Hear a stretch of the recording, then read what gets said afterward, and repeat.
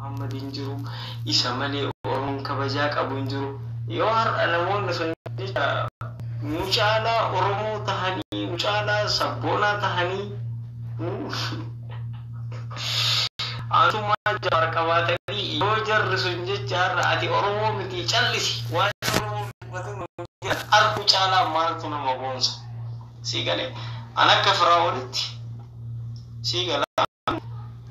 akka namni kan kee ka Oromummaa ofiitti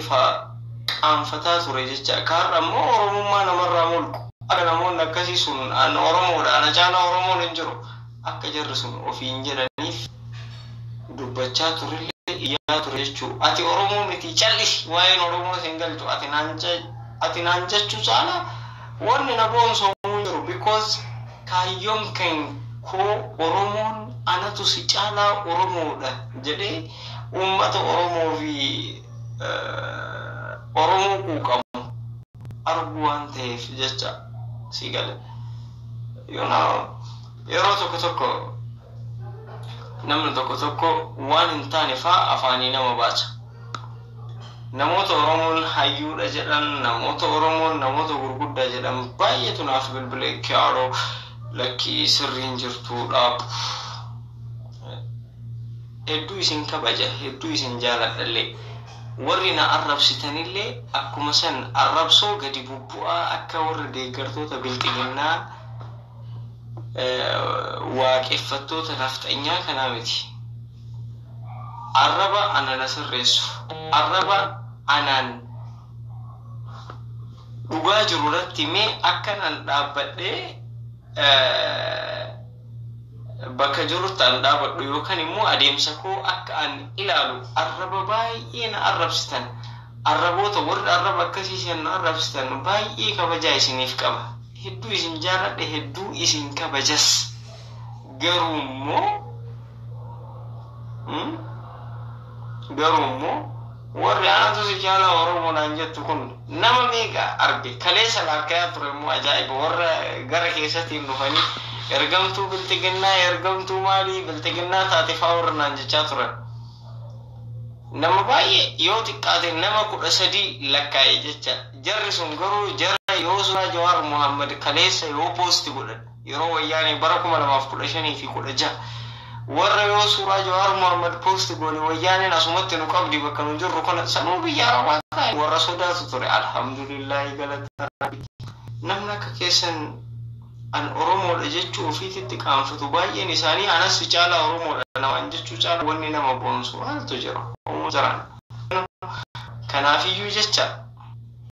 namoota kaleessa Oromummaa ofiitti qaanfatan kaarra Oromummaa ofiitti nu caalaa boona baay'ee isaanii arguun kiyya sirriitti dasna jecha walaalummaa keessanii malee immoo Oromoo caalu tokkollee hin jiru ilmi nama hunduu wal qixa Oromummaa ati yoo feete namaan kennitu yoo feetellee namarraa fudhattu jecha siigale maalifi Oromummaa kenna rabbitu wajjin anama Oromoo ta'uu kiyya barbaadee Oromummaa irratti hin dhalan garuu immoo rabbitu naaf kenna Oromummaa kiyya siigale kanaaf jennaan Oromummaa rabbinaa kenne san ilmi namaa narrallee fudhachuu hin danda'u nallee kennuu hin danda'u jecha yoo narraa mulquu barbaade ni falmadha yoo Oromummaa kiyyaan immoo na xiqqeessuu namni fedhe immoo Oromummaa kiyya ittiin boonee itti argisiisa jecha siigale malee Facebookii fakkeenyaaf kafaa'uun ilmaan gandaati hogganaan kafaa'uu shawaadha itti aanaan Wallaggaa hojii raawwachiiftuun shawaa fi Wallaggaa kana jechuun Arsii Harargee Iluu Abbaa Booraa Jimma Wallo Oromoon kabiraa kutaan 9 keessatti hin hirmaanne jechuu Oromiyaan kutaa 11 qabdi yoo miseensonni kafaa'oo kan miseensota pabaa'oo jechaadha gandummaadhaan yakkanii fi kan qeeqan tahe kafaa'oon yoo xiqqaate Oromiyaa kutaa 11 irraa hogganummaa keessatti namoota hirmaachisuu qaba yoo osoo kafaa'oon Oromiyaa kutaa 11 keessa sadarkaa hoogganummaatitti miseensota isaa kan hin hirmaachisne taate. Yoommoo miseensonni KFO paartii biraa gandummaadhaan yakkanii fi gandummaan himatan jecha siigalee jiraatu taate karaa gandummaa, karaa wal qoodinsaa, karaa tokkummaa Oromootiif faayidaa hin qabne kan KFO'n hordofu san paartiin birallee karaa san hordofee itti milkaa'e sababa jedhuun dhaaba biraa keekan jecha miseensonni isaanii siigalee. Fakkeenya tokko isinii kaasa. KFO nuti hundi kenneen jaalannaa jecha. Ani osoo Jawaar Mohammad hin beekin Baqqalaa Garbaa beeka. Osoo Baqqalaa Garbaa hin beekin illee Dr. Mararaa beeka. Osoo Kamaal Galchuullee hin beekin Dr. Mararaa beeka jecha. An qabsaa Oromoo namaan Oromoodhaaf hin jedhe daa'ima tahee namni an fuullee kiyyatti erge.